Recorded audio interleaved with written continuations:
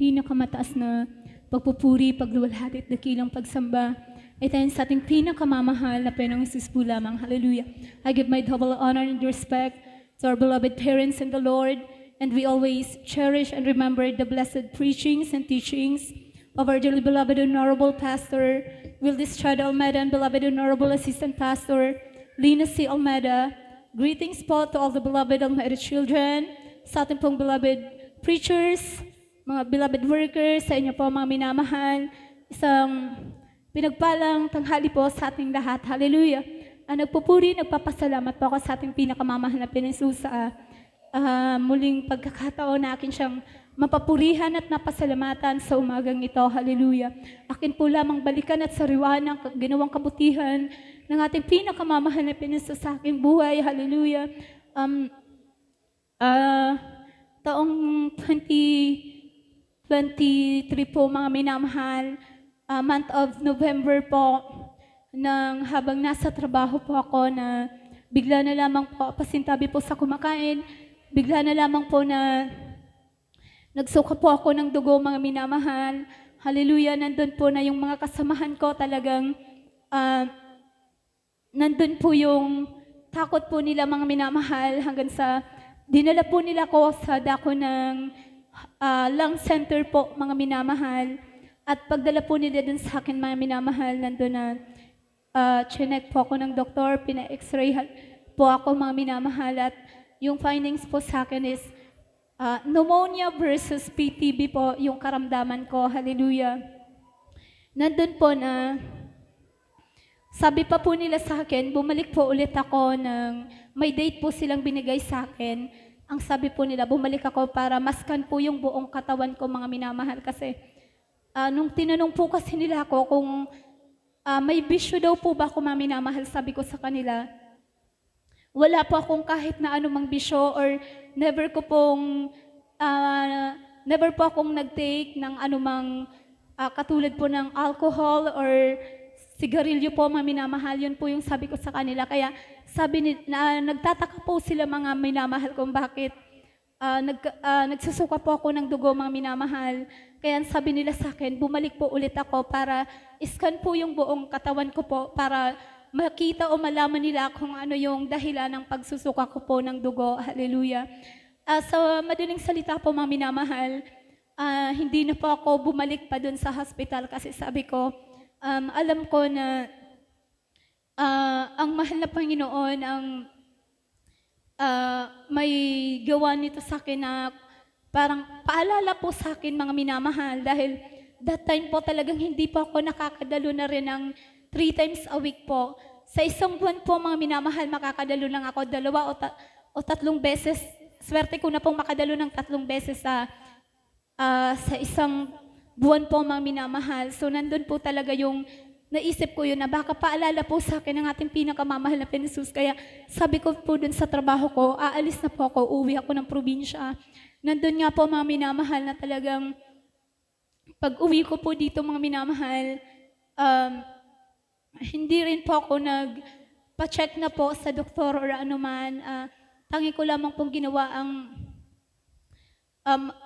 sumunod po sa kung anong kalooban ng ating pinakamamahal na Panginoong Hesus. At hanggang nga po sa dumating po yung year na 2024 po, na talagang nandun po mga minamahal, month of April po, muli pong nagsuka po ako ng dugo na talagang sobrang daming dugo mga minamahal yung naisuka ko po. Hallelujah. Nandun na bilang isang tao, nandun din po yung natakot po ako mga minamahal, maging yung kapatid ko po, talagang umiiyak po siya mga minamahal. Hallelujah. Nandun nga po na talagang hindi natin masasabi na kung malakas ka man ngayon, talagang hindi mo yan maano mga minamahal, kasi parang pakiramdam ko po nun, sobrang lakas ko lang, na parang wala lang po mga minamahal, ngunit isang araw pagising ko, halos hindi na po ako makabangon mga minamahal, hindi na ako makapaglakad mag-isa, kailangan may nakaalalay na po sa akin. Hallelujah. Nandun na talagang grabe po yung hirap na pinagdaanan ko, na talagang yung paghinga ko mga minamahal, halos maputol po mga minamahal. 1 o 2 paghakbang ng aking mga paa, nandun na talagang halos mawalan po ako ng hininga, hallelujah. Ngunit sadyang napakabuti ng ating Diyos na pinaglilingkuran sa gawain ito, mga minamahal. Alam ko po, nakita niyo yung pinagdaanan ko, mga minamahal, kung ano yung hirap, hallelujah. Nandun din yung panalangin ko sa mahal na Panginoon na sa gitna ng kahirapan na pinagdaraanan ko, ang panalangin ko sa mahal na Panginoon na lagi niya akong dalhin sa gawain niya. Yung makita ko yung sarili ko na nasa banal na gawain ako, na patuloy ko siyang mapapurihan, itaas ang aking kamay upang siya'y aking pasalamatan. Hallelujah. Salamat sa mahal na Panginoon, mga minamahal, dahil talagang kung hindi dahil sa Kanya, hindi ko lahat magagawa yun, mga minamahal. Talagang ang kalakasan natin nagbubuhat sa ating pinakamamahal na Panginoong Hesus. Nandun, mga minamahal, na nag-try din po ako, mga minamahal, kasi yung iba ko pong mga kapatid, yung mga ate ko po, nandun na pakiusap nila sa akin na mag-take po ako ng gamot. Talagang umiiyak sila, mga minamahal, nakikiusap sa akin na mag-take po ako ng gamot. Hallelujah. Nandun din po, mga minamahal, na sa madaling salita, nag-try po akong uminom ng gamot. Hallelujah. Sa loob po ng 1 buwan, nandun po na lalong humina yung aking katawan, na imbis na lumakas po ako, mga minamahal, lalo akong nawala ng lakas. Nandun po na kung dati kaya ko pang pumunta ng CR, dumating po sa point na hindi ko na po kayang gawin yon. Binubuhat na lang po ako ng mga kapatid ko. Nakaupo ko dyan sa may upuan, tapos bubuhatin nila yung upuan papunta sa CR, mga minamahal. Talagang grabe, hallelujah. Napakabuti ng ating pinakamamahal na Panginoon dahil isang araw, mga minamahal, pagbukas ko po ng banal na kasulatan, meron po akong nabasa sa Book of Jeremiah po, mga minamahal. Nakalimutan ko po yung verse niya, mga minamahal, na sinasabi niya doon na parang ikaw na dalaga ng Ehipto, mamamatay ka kasi dahil nga daw po sa marami kang gamot na iniinom, mamamatay ka, sabing gano'n. Nandun na natakot po ako, mga minamahal. Sabi ko, mahal na Panginoon, talagang siguro hindi mo kalooban na uminom ako ng gamot. Nandun nga po, mga minamahal, na tinigil ko po yung pag-iinom ng gamot. At kinaumagahan yan, mga minamahal, na talagang sabi ko nga po, hindi na ako mahalos makalakad. Pero ng araw na yan, nang pagtigil ko ng gamot, kinaumagahan po, nakabangon po ako sa aking higaan, nakalakad po ako na, mga minamahal, hallelujah. Nandun yung kalakasan na pinagkalob sa akin ng ating pinakamamahal na Panginoong Hesus hanggang sa kasalukuyan, mga minamahal. Tanging sa ating pinakamamahal na Panginoon lamang, mga minamahal, na talagang inasa ang lahat, hallelujah. Tinuruan din po ako ng ating pinakamamahal na Panginoong Hesus na magpuri sa Kanya sa tuwing madaling araw, mga minamahal. Gigisingin ka ng ating pinakamamahal na Panginoong Hesus upang magpuri sa Kanya. Sa tuwing hapon, magpupuri ka sa Kanya. Kapag hindi ko sinusunod yung sinasabi ng mahal na Panginoon sa akin na kung anong gawin ko, mga minamahal, doble, treble po yung bigat na nararamdaman ko sa aking katawan. Ngunit kapag sinunod ko yung sinasabi na gawin ko, mga minamahal, nandun na talagang pinapalakas ako ng ating pinakamamahal na Panginoong Hesus. Hallelujah. At hanggang po, mga minamahal, sa October 2024 po, nang bigla na lang pong nagkaroon po ako ng dengue, mga minamahal. Hindi ko po sukat akalain na dengue po yun, kasi akala ko nga po high blood lang po ako, mga minamahal. Kasi po, sobrang sakit po ng ulo ko. Tapos po, yung mga mata ko po, mga minamahal, sobrang pula na po yan. Pati po yung mga labi ko po, sobrang pula yan na namamaga po siya, mga minamahal, na Makati po. Yun po pala, yung sobrang pula sa mata ko at yung sa labi ko po, mga rashes na po pala, mga minamahal. Hallelujah. Hanggang po sa, grabe po yung sakit ng ulo kong nararamdaman, mga buto ko po na parang maghiwa-hiwalay, sobrang sakit po, mga minamahal. Maging yung mga ngipin ko parang matatanggal, yung mga mata ko po parang luluwa, yung tenga ko parang sasabog po sa sakit. Mga minamahal, maging po yung tiyan ko po masakit, yung puson ko, talagang nilalagnat po ako, sumusuka po ako, mga minamahal. Lahat yan, sabay-sabay ko po yan nararamdaman. Hallelujah. At ng mga panahon na yan, sobrang hina pa po ng katawan ko. Hallelujah.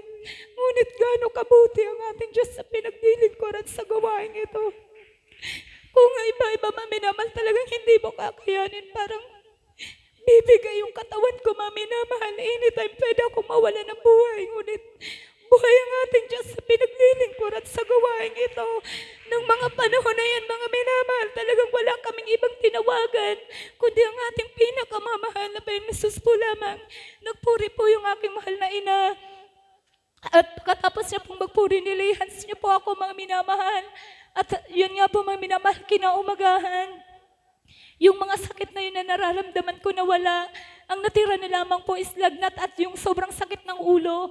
Yung parang yung sakit ng ulo ko, mga minamahal, talagang sobrang, hindi ko po maipaliwanag yung sakit na parang may tumutusok po sa may bunbunan ko na parang lalabas na, parang tinutusok siya na parang may lalabas po dito sa may bunbunan ko. Hallelujah.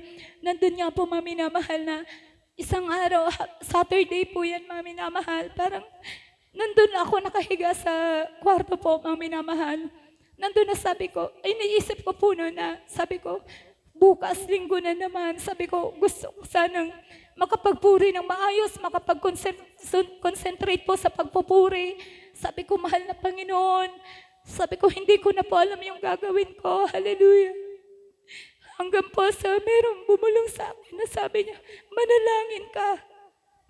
Yun nga po, maminamahal, talagang bumangon ako sa pagkakahiga ko. Pagkakahiga ko, tinas ko ang dalawa kong kamay. Nandun na grabing pag-iyak ko sa ating pinakamamahal na Panginoong Jesus.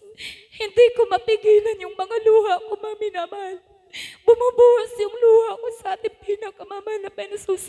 Wala akong mabanggit na panalangin, kundi sabi ko lamang, mahal na Panginoon, bigyan mo ako ng kalakasan dahil baka hindi ko po kayanin lahat. Yun lang po yung nabanggit ko. Hallelujah.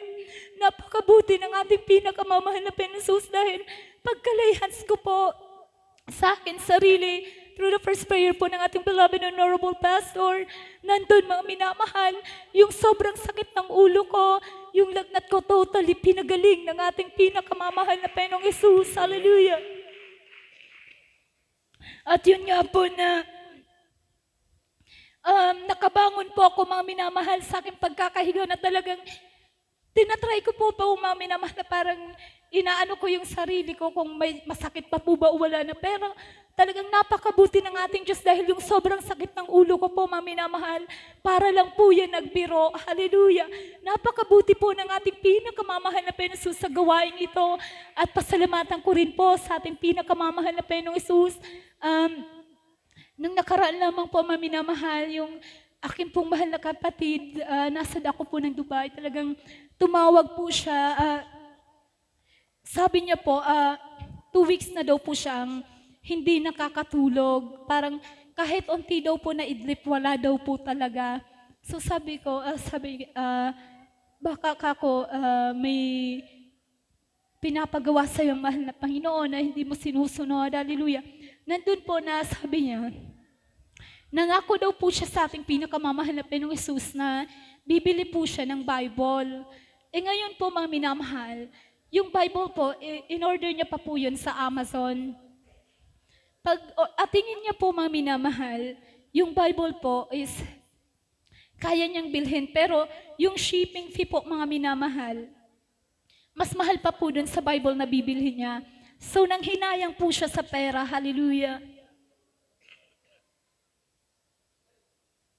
At nandun nga po, mga minamahal, na hindi niya po binili yung Bible.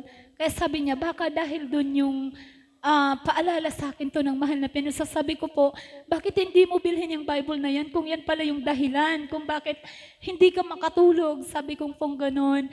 Nandun nga po, mga minamahal, na pag-try niyo po ulit, mga minamahal, na orderin po yung Bible. grabe po kabuti ang ating pinakamamahal na Panginoon Jesus dahil wala na pong shipping fee. Free na po yung shipping fee po, mga minamahal. Hallelujah! Talagang nabili niya po yung Bible na wala pong kahit piso na shipping fee po siyang binayaran. Napakabuti po ng ating pinakamamahal na Panginoon Jesus. At nandun din po, mga minamahal, na sabi rin po talaga namin, lagi po namin sinasabihan na dumalo po siya sa banal na gawain kasi talagang napakalapit lang po niya sa banal na gawain. Mga 20 minutes lang po yung biyahe, mga minamahal. So sabi ko po sa kanya, umattend po siya ng banal na gawain. Yun nga po, nag-try po siyang makadalo, mga minamahal.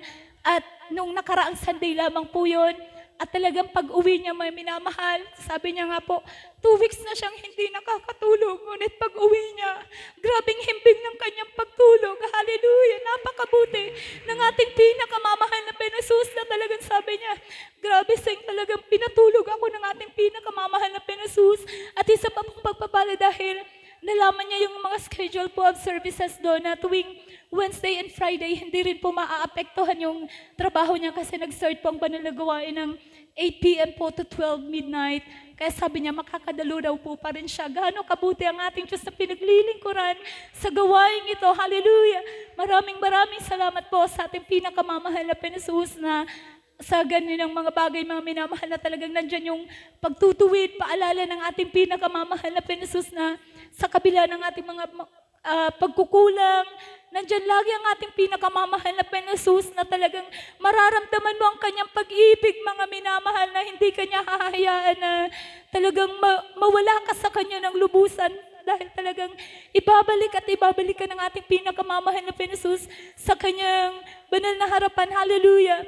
At pasalamatan ko rin po sa ating pinakamamahal na Panginoon Jesus ang patuloy na pag-ingat, paggabay niya po sa bawat isa sa amin, mga minamahal.